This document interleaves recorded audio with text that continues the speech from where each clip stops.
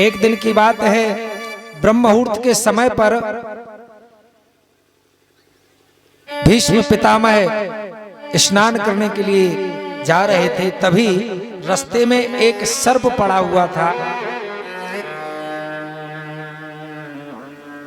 भीष्म पितामह ने सोचा कि ये सर्प मरा हुआ पड़ा है, तो एक तीर निकाला और तीर को निकाल करके उसको फेंक दिया। वो जाकर के कांटों के झाड़ पर गिरा। वो सर्प, उस सर्प के शरीर से रक्त बहता रहा, लेकिन उसकी आत्मा दुखी भाव से कहती रही, मैंने किसी का क्या बिगाड़ा था। जो इस प्रकार से मैं तड़प तड़प करके मर रहा हूं, जिसने भी मेरे साथ में ऐसा व्यवहार किया है उसको भी ऐसी ही मृत्यु मिलेगी।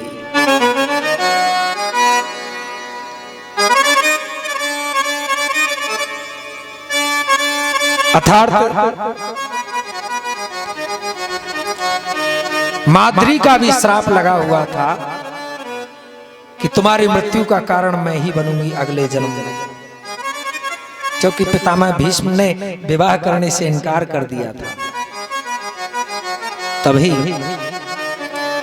आज पितामह भीष्म बाणों की सैया पर पड़े हुए हैं और सभी पांडव प्रणाम करते हैं, तो केवल सामने जो आता है वही दिखाई देता है पितामह भीष्म को। तो पितामह भीष्म कहते हैं, जरा उसको बुलाओ। बोले किसको? अरे जो तुम सबको लेकर के यहां आया है, जिसने इस विशाल महाभारत को तुम्हें विजयश्री प्राप्त कराई है, उसको बुलाओ। तो महाराज आज भगवान सामने आए और कहने लगे, पितामह भीष्म क्या बात है, आदेश करें। बोले प्रभु मैं आपसे कुछ मांगना चाहता हूं। बोले क्या? बोले मेरी एक बेटी है, उसका विवाह मैं आपके साथ में करना चाहता हूं। भगवान मुस्कुराए, कहने लगे, अरे पितामह आपने तो विवाह नहीं किया, बेटी कहां से हो गई आपकी?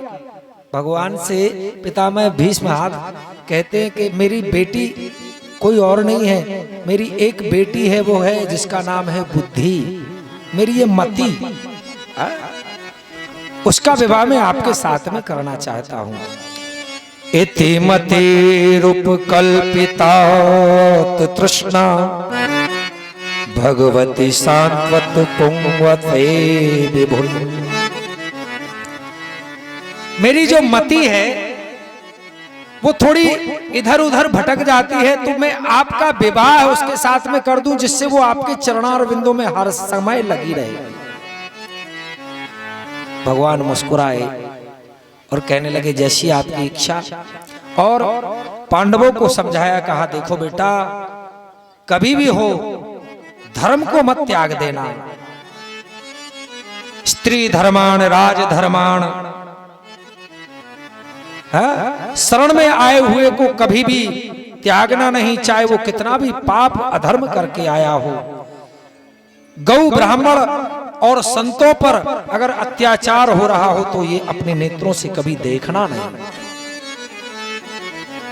सब कुछ समझा करके आज पितामह भीष्म कहने लगे, प्रभु बस अब चलने की आज्ञा दीजिए। पितामह भीष्म को कोई मारने वाला नहीं था पृथ्वी पर। हाँ, पितामह भीष्म को इनके पिताजी ने, महाराज शांतनु ने ऐसा वरदान दिया था कि जब तुम चाहोगे तभी तुम्हारी मृत्यु होगी। तो महाराज आज जब उत्तरायण से दक्षिणायन हुआ, तभी पितामह भीष्म ने कहा कि बस प्रभु अब चलना चाहते हैं, और भगवान को प्रणाम करते करते भगवान के परम धाम के लिए चले जाते हैं। बोल भक्त वत्सल भगवान की जय हो। आज इधर राजा परीक्षित का जन्म हो जाता है और भगवान द्वारका के लिए प्रस्थान किए। भगवान द्वारका के लिए चले गए तो इधर पांडवों ने राजा परीक्षित को राज सिंहासन सौंप करके और स्वर्गारोहण के लिए प्रस्थान करने का विचार किया। सभी पांडव परिकर स्वर्ग के लिए पद यात्रा प्रारंभ कर देते हैं। थोड़े आगे चले तो महाराज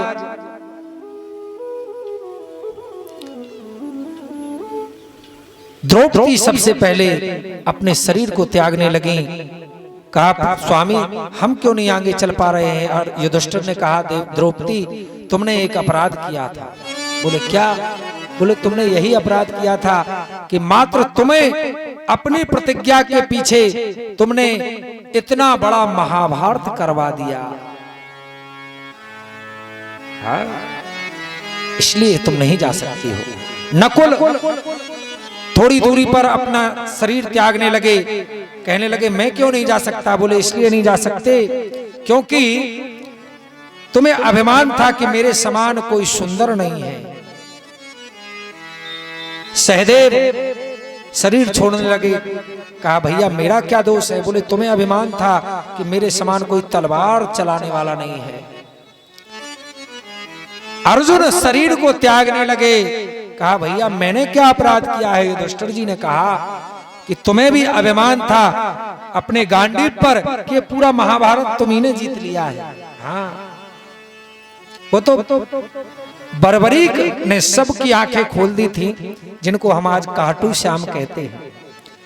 खाटू श्याम जिसको बर्बरीक कहा जाता है, बर्बरीक से पूछा गया बताओ इस युद्ध में तुमने क्या देखा? तो बर्बरीक कहते हैं कि महाराज इस युद्ध में मैंने तो किसी को देखा ही नहीं लड़ते। किसको देखा? बोले चारों दिशाओं में केवल आपके सुदर्शन चक्र को ही देखा। सबके नेत्र खुल जाते हैं। हाँ हे भगवान हम तो समझते थे कि इसको हमने मारा है, उसको हमने मारा है।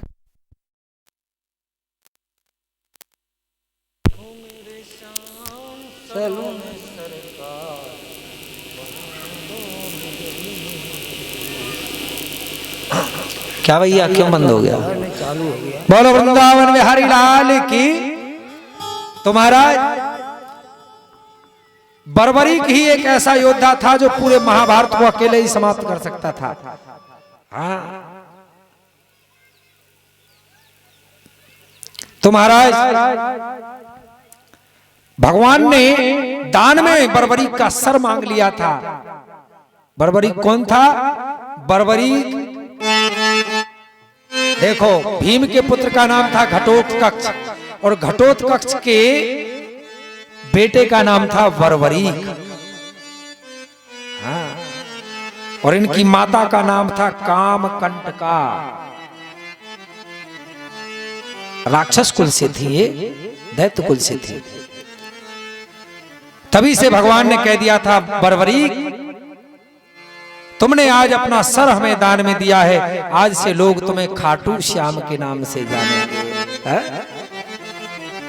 ओ मेरे श्याम सलोने सरकार बना दो बिगड़ी मेरे श्याम सलोने सरकार बना दो बिगड़ी।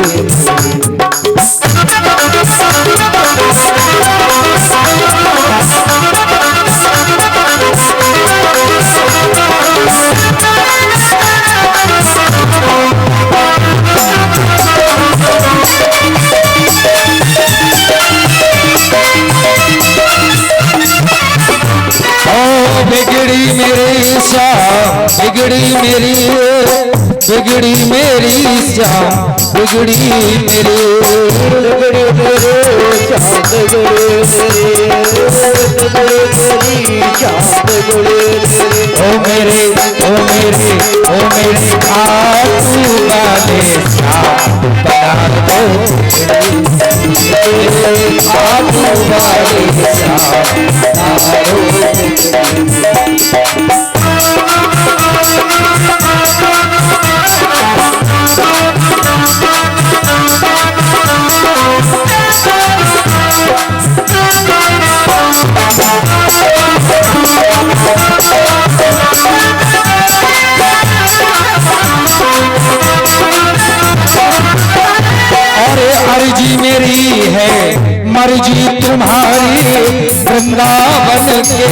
बांके बिहारी, वृंदावन के बांके बिहारी,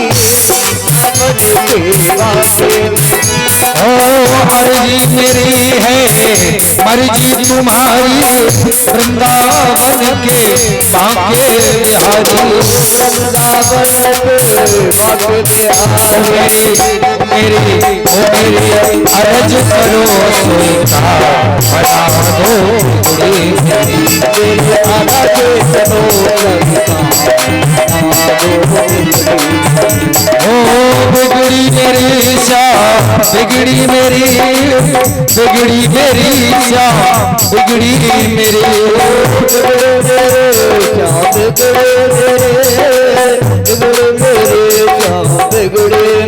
ओ मेरे खातू वाले यार बना दो बिगड़ी मेरी, ओ मेरे खातू वाले यार बना दो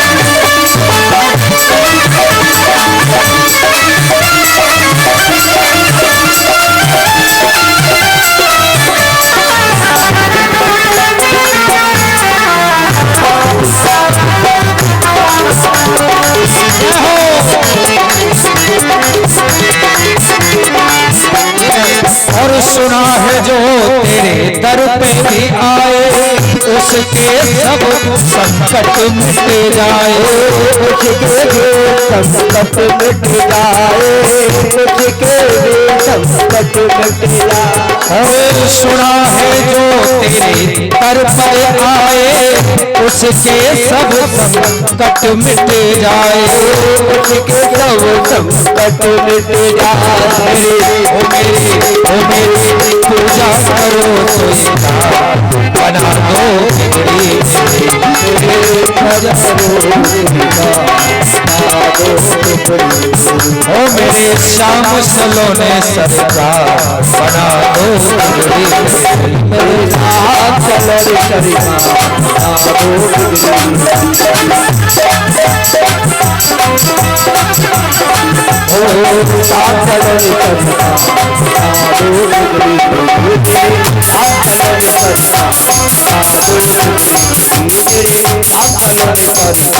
बना दो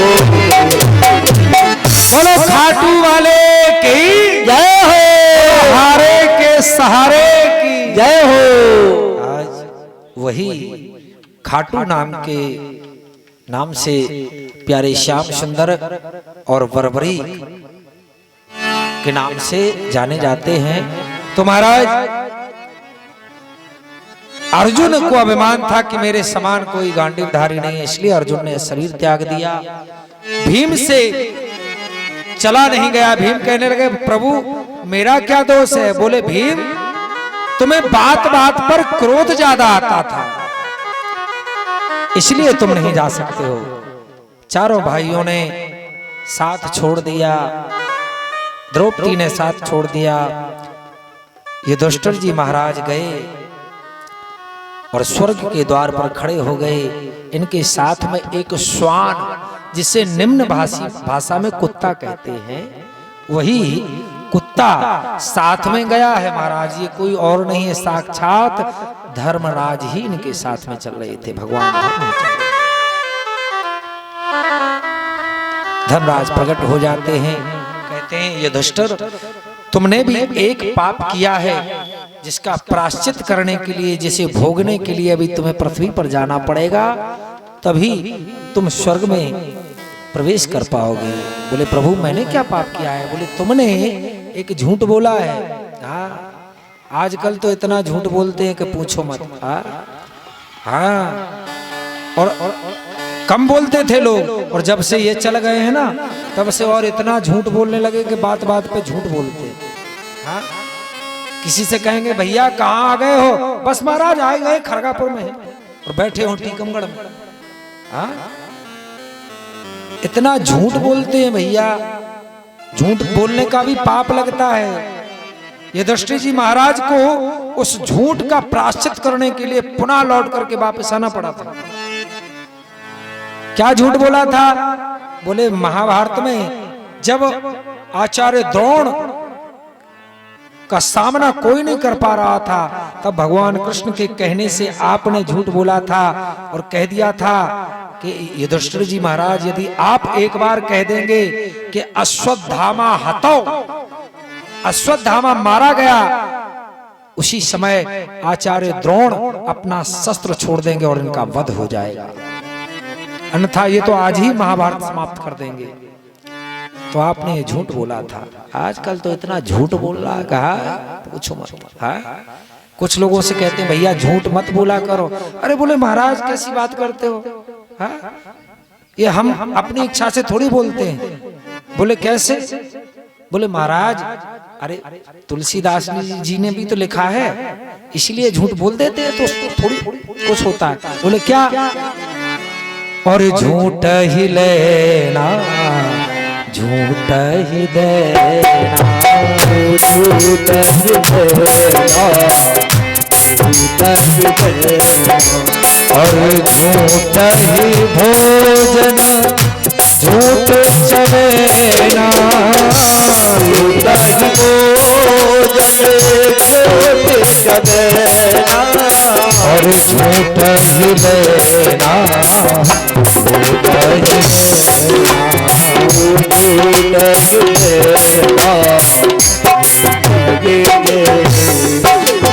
इसीलिए कहते महाराज, अरे हम थोड़ी बोलते हैं, सब झूठ बोलते हैं। लेकिन हे भगवान, उनसे कह दिया जाए कि भैया झूठ बोलने का पाप लगता है, ना बोला करो। आज युधिष्ठिर जी महाराज आए, अपना पाप जो किया था उसका प्रायश्चित करके गए, तब जाकर के इन्हें स्वर्ग में स्थान प्राप्त हुआ। बोल भक्त वत्सल भगवान की जय हो। इधर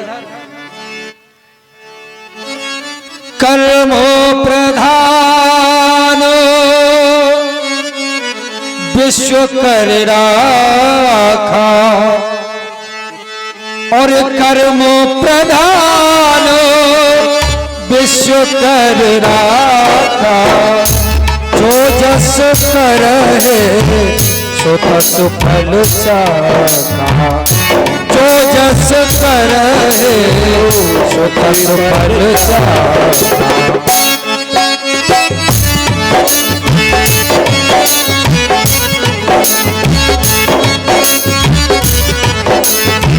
सो तस फल साखा। जो जैसा करता है वो भैया यही भोग के जाना पड़ता है। एक दिन की बात है, जय हो जय हो। बस थोड़ा और विराजमान रहे, देखिए कोई उठ के ना जाए, 10 मिनट के लिए बैठ जाए बस, क्योंकि ये कलयुग आ गया है और कलयुग चल भी रहा है, इसको और आ जाने तो क्या करें। हाँ? राजा परीक्षित अपने महलों की छत पर घूम रहे थे, तो महाराज महलों की छत पर घूमते घूमते अनोखा दृश्य देखा। क्या क्या देखा कि एक काला काला मनुष्य हाथ में डंडा लेकर के एक बैल को मार रहा है, गाय बगल में बैठी हुई रो रही है, इस बैल के 3 पैर टूट चुके हैं, एक पैर के भर खड़ा हुआ है। यह दृश्य जैसे राजा परीक्षित ने देखा, तुरंत नीचे उतर करके आए और अपने शस्त्र को तान लिया, तो वो काला मनुष्य तुरंत ही राजा परीक्षित के चरणों में गिर पड़ा, कहने लगा महाराज मैं कलयुग हूं, अब मेरा समय आ गया है। राजा परीक्षित ने कहा कि महाराज तुम हमारे रहते प्रवेश नहीं कर पाओगे। नहीं प्रभु, जिस प्रकार से हर युग आते हैं और चले जाते हैं, वैसे ही मेरा भी समय है, मैं भी पितामह ब्रह्मा के आदेश से आया हूं। अच्छा, इसलिए मैं आपकी शरण में हूं, मुझे कोई स्थान दीजिए। तो कलयुग में तो इतनी खतरनाक बातें हो गई भैया कि पूछो मत। हाँ, कौन कौन सी बातें हो गई एक गीत के माध्यम से हम आपको बताएंगे, लेकिन बैठो, अगर उस गीत का आनंद लेना है, आपने कभी नहीं सुना होगा ऐसा गीत, सुनाएंगे आप ही के यहाँ की तर्ज में सुनाएंगे। हाँ, ऐसा गीत कभी नहीं सुना होगा आपने। स्थान दे दिया, कहा धूतम पानम स्त्रिया सोनम यत्र धर्मास्य चतुर्विधा। बोले तुम्हारे लिए स्थान दिया जाता है द्यूतम, जहां पर द्यूत कीड़ा, द्यूत कीड़ा किसे कहते हैं? हाँ, द्यूत कीड़ा कहते हैं आजकल। हाँ, गांव में जुआ खेल रहे होंगे लेकिन यहां नहीं आ सकते। यही तो कलयुग का प्रभाव है। कलयुग का पहला स्थान जुए में बताया गया है, धूतम पानम। हाँ, आजकल ये दुकानें ज्यादा चलती है। हाँ, द्यूतम पानम स्त्रिया, जहां स्त्रियों को बेचा और खरीदा जाता हो। कलयुग कहने लगा महाराज ये तो सब इतने बुरे स्थान है, ऐसे स्थान पर तो कोई नहीं जाता, कम से कम एक स्थान तो अच्छा दे दो। तो कह दिया ठीक है, जाओ सोने में निवास करो। स्वर्ण में निवास करने के लिए कह दिया। अब ये कलयुग की बात बताएं आपको, इतनी खतरनाक हो गई। पहले के युग में जब अपने बेटे से कोई माता पिता कहते थे कि बेटा जाओ, तुम्हें आज रात्रि में खेतों पर विश्राम करना है, तो तुरंत ही एक ही बात में चले जाते थे। आजकल तो माता पिता बेचारे बेटे को सुबह 8 तो क्या 10 बज जाते हैं, फिर भी जगाने की हिम्मत नहीं कर पाते, और अगर जगा देते हैं तो गालियां सुनाते हैं। हाँ, और ये सब क्यों हो रहा है? क्योंकि माता पिता और बेटे की लड़ाई कब तक नहीं होती है माता पिता से, पता है कब तक नहीं होती है? हाँ, हाँ, जब तक लड़ाई नहीं होती है, जब तक घर में वो लिपस्टिक लगाने वाली नहीं आती है ना। लिपस्टिक और श्रृंगार करने वाली जैसे ही आ जाती है ना, तो अपने आप ही लड़ाई होने लगती है। लेकिन इसमें उनका भी कोई दोष नहीं है। हाँ, उनका इसलिए दोष नहीं है क्योंकि ये कलयुग का प्रभाव है। कलयुग का ऐसा प्रभाव है कि कलयुग की कला इतनी खतरनाक है कि पूछो ना। कैसी है कलयुग की कला? और कलयुग की कला, और कलयुग की कला भरे पाप से तला, और रो रहे मताई बाप हंस रहे लला। कलयुग की कला भरे पाप से तला, रो रहे मताई बाप हंस रहे लला। कलयुग की कला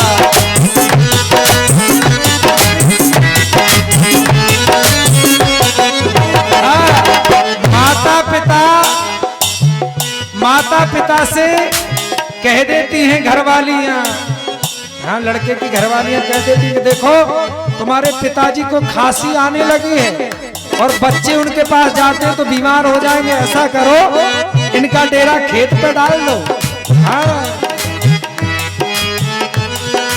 बताइए। हो कलयुग की कला भरे पाप से तला, रो रहे मताई बाप हंस रहे लला। कलयुग की कला रो रहे मताई बाप हंस रहे लला।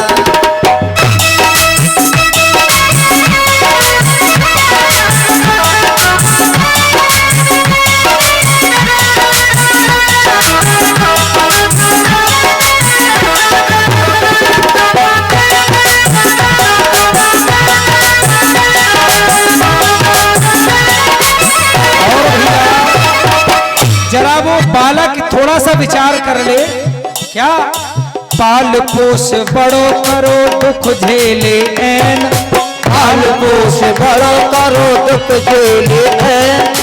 पाल पोस बड़ा करो दुख झेले ऐन। पाल पोस बड़ो करो दुख झेले ऐन। और भोरई से लड़का उठ गारी लगे और भोरई से लड़का उठ गारी लगे भोरई से लड़का उठ गारी लगे। और अब घर में माता पिता की कोई नहीं सुनता। क्यों? घर में बहू को जल जला, उन्हीं का जल जला हो गया भैया।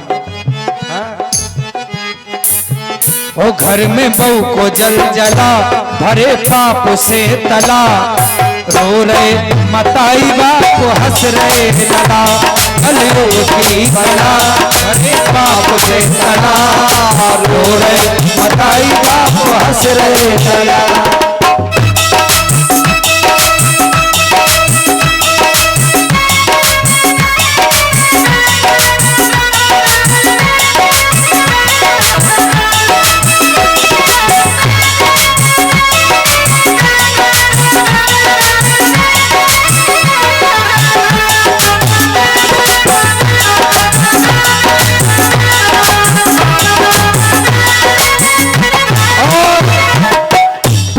युग में क्या था देखो, माता पिता बचन मान बन को गए राम, माता पिता बचन मांग बन को गए राम।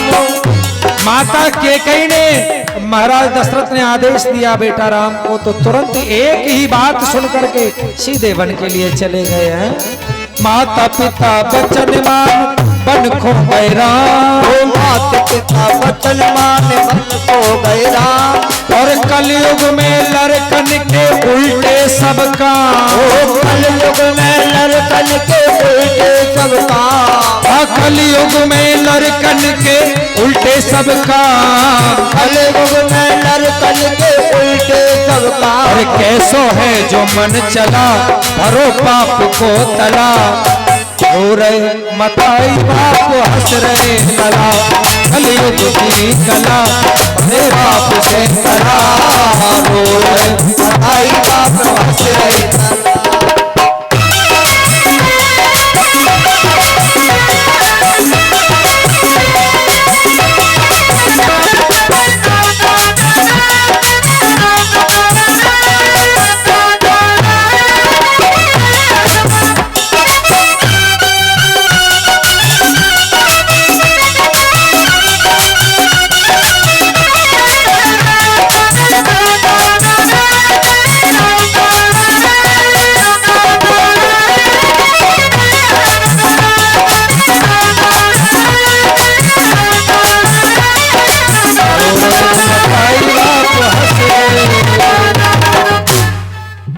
माता पिता बेचारे ठोकरें खाते फिरते हैं, रोते रहते हैं। कई लोग तो भैया हमारे वृंदावन में कहाँ गौरी गोपाल आश्रम में, वृद्धा आश्रम में रहते हैं। किसी से उनसे पूछो कि माता जी यहाँ क्यों घर नहीं है क्या? बोले है। कितने बेटे हैं? बोले एक ही बेटा और एक ही बहू है। बोले फिर क्यों निकाल दिया? अरे बोले उनके लिए कष्टदायक हो गए थे हम। बता, अब अगर वो बेटा थोड़ा सा विचार कर ले कि हमारी माता जी ने हमें किस प्रकार से पाला है? और देखो तो माता बेटे पर कितना लाड़ लड़ाती है, 9 मास गर्भ में रखती है, छाती का दूध पिलाती है, खुद तो सोती है गीले में, सूखे में हमें सुलाती है, मलमूत्र सदा धोती अपना, बलिहारी हम पर जाती है। जो ऐसी माता को त्यागे वह पुत्र नरक का गामी है, वह पुत्र नहीं बनता कुपुत्र, कहलाता दूध हरामी है। जो बेटा अपने माता पिता के साथ ऐसा व्यवहार करता है उसे अच्छा पुत्र बनने का कोई अधिकार नहीं है। जो डींगे मारे कह रहे हमारे माता पिता ये हैं वो हैं, हमारे घर में ये है वो है? तुम ऐसे आराम की जिंदगी जी रहे हो और माता पिता तुम्हारी ठोकरें खा रहे हैं। अब कुछ नई नई माताएं सोच रही होंगी कि ये तो हमारे सास ससुर की बात कर रहे हैं, तो पूरी गलती उन बेटियों की भी नहीं होती है, थोड़ी गलती सास ससुर की भी होती है। हाँ, हाँ? सास ससुर भी कुछ सोच लेते हैं कि हम तो चाहे मर जे हैं लेकिन अपनी तिजोरी की चाबी नहीं दे हैं। हाँ, अरे कुछ सांसें तो इसीलिए नहीं आती है भगवान, कहीं ऐसा ना हो हम कथा सुनने जाएं, बहू पूरा दूध पी जाए और पानी ठोक दे। हाँ? अरे राम राम राम। एक माताजी का लड़का एक ही था और विवाह के योग हो गया, पढ़ लिख करके होशियार हो गया, बढ़िया नौकरी लग गई। अब तो महाराज बहू भी पढ़ी लिखी ही चाहिए। हाँ, देखने वाले आ गए लड़के के, तो महाराज ससुर साहब जो बेटे का पिता है वो दूर बैठा है और वो बात ही नहीं कर पा रहा है देवी जी के सामने। करें कि सुनो, कम से कम 5 लाख रुपया चाहिए नगद, 4 व्हीलर गाड़ी। हाँ, इतना तो होना ही चाहिए, मेरा बेटा पढ़ा लिखा है, नौकर चाकर है। हाँ? ऐस करेगी तुम्हारी बेटी तो ठीक है, दे दिया। अब जिससे आप इतना सब कुछ मांगोगे और इतनी बड़ी लिस्ट बना करके कन्या पक्ष में भेज दी और कन्या की माताजी को पढ़ा रही है कि इतनी इतनी लिस्ट का ये सामान, एक भी सामान कम हुआ तो ठीक नहीं होगा। बताइए, अब वो क्या अपनी बेटी को ये कह करके विदा करेंगी कि सास ससुर को माता पिता की तरह रखना? बिल्कुल नहीं कहेंगी। हाँ हाँ, क्योंकि माता सुनैना ने जब माता जानकी जी का विवाह करके उनकी विदा की तो क्या कहा? और बहू लड़कनी जब घर आई,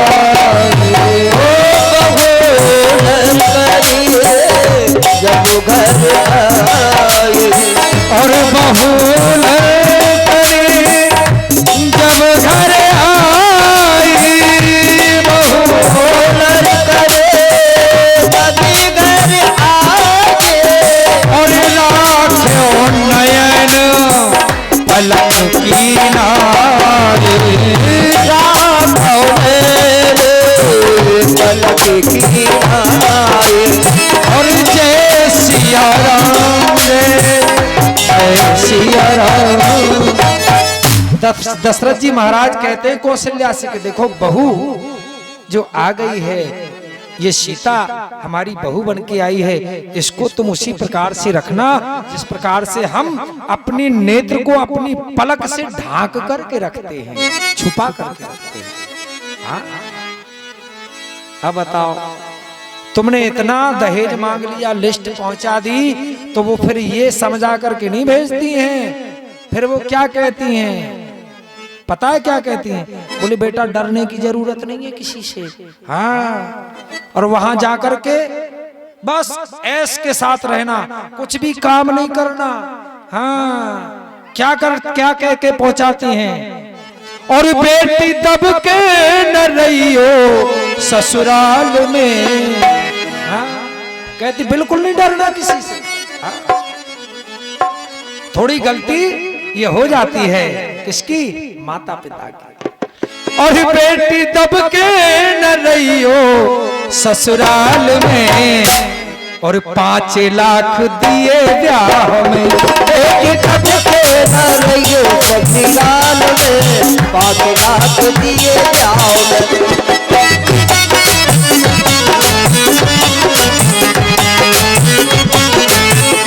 और कहती है कि डरने की आवश्यकता नहीं है, मुंह मांगा पैसा दिया है, मुंह मांगा दान दिया है। हाँ। और कहती है और सास ससुर की एक न सुनियो, और सास ससुर की एक न सुनियो, एक कहे सो 4 सुनइयो। सास ससुर की एक न सुनियो, एक कहे सो 4 सुनइयो। नंद से खूब ही काम करइयो, नंद से खूब काम करइयो। बोले सुनो, कि तुम्हारे घर में वो 2 चोटी वाली तुम्हारी ननद है ना, हाँ, उससे इतना काम कराना, अगर काम ना करे तो चोटी पकड़ के घसीट देना उसे। हाँ। और नंद से खूब ही काम करइयो, नंद से खूब ही काम करइयो। पूरा वारन से, हाँ, पूरा वारन से मिलियो ससुराल में, 5 लाख दिए ब्याह बेटी तब के न रही हो ससुराल में 5 लाख दिए ब्याह में।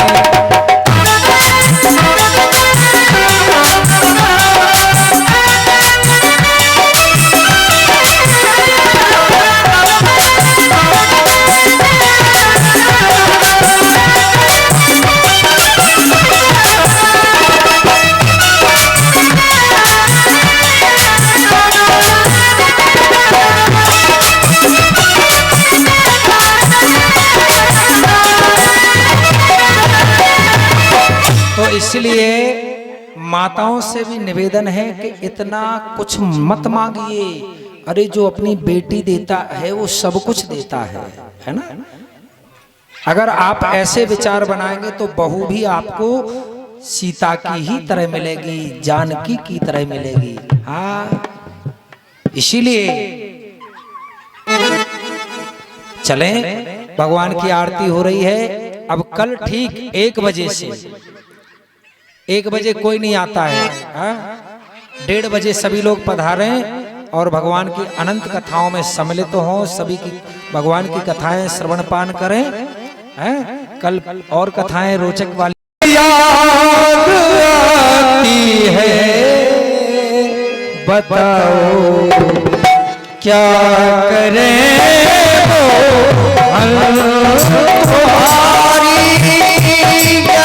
सभी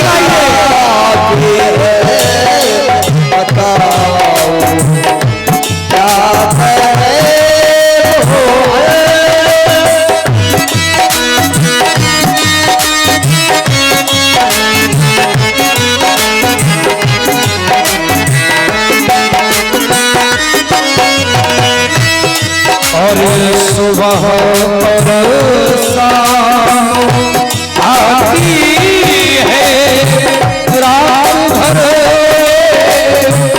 रुलाती है, आती है, रात भर रुलाती है। और सुबह शाम आती है, रात भर रुलाती है। और चैन हमको नहीं आता, चैन हमको नहीं आता, बताओ क्या करें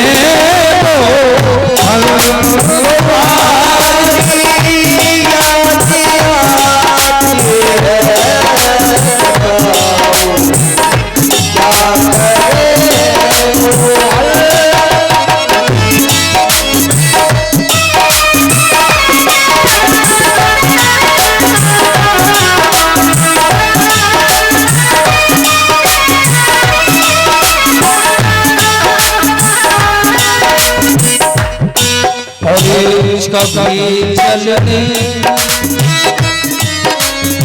और चलूं जब मैं न चलने दे, रुकूं जब न रुकने दे,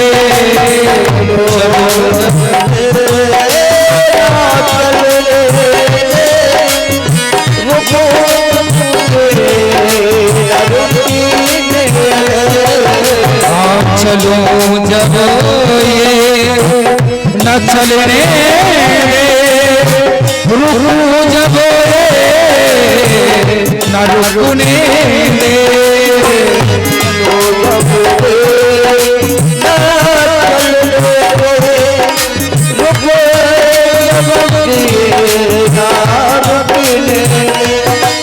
और मेरी